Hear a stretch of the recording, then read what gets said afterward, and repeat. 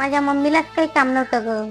अशा घरी फसून दिले ना, खूप पश्चाताप होतो यार. बाई तुला काय सांगू, स्वतःच्या नवऱ्यासोबत बाहेर जरी जायचं म्हटलं ना, तरी सासूबाईला 4-4 वेळा विचारायला लागतं, आई आम्ही बाहेर जाऊ का, आई आम्ही बाहेर जाऊ का. तरी त्या बाईच्या तोंडातून लवकर हो सुद्धा निघत नाही. आणि एखाद्या वेळेस बाहेर जरी गेलो ना, बाहेरून आल्यानंतर सासूबाईचं तोंड, काही विचारलं तर सासूबाईचं तोंड.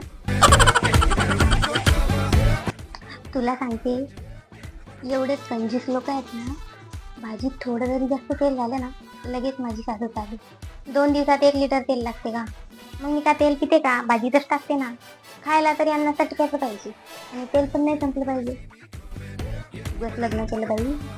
लग्नाचा निर्णय ना एकदम चुकीचा झाला, तर बिलकुलच करू नये. मला तर वाटते माझ्या सासूचं हृदय ना सिमेंटचं आहे. आमच्या सिमेंट की दीवार आहे, हर कोशिश बेकार आहे. तुला सांगते, माझी सासू मला नवीनच काढत म्हणे, तू तर माझी सून नाही, तू तर माझी मुलगी आहे.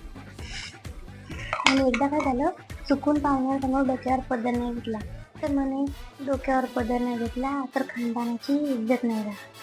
माझ्या पदरमध्ये यांच्या खानदानाची इज्जत राहते का? एवढं छोटं खानदान आहे का यांचं? आणि गप्पा तर अशी मारते माझी सासू, याच्या काही 100 एकर जमीन आहे.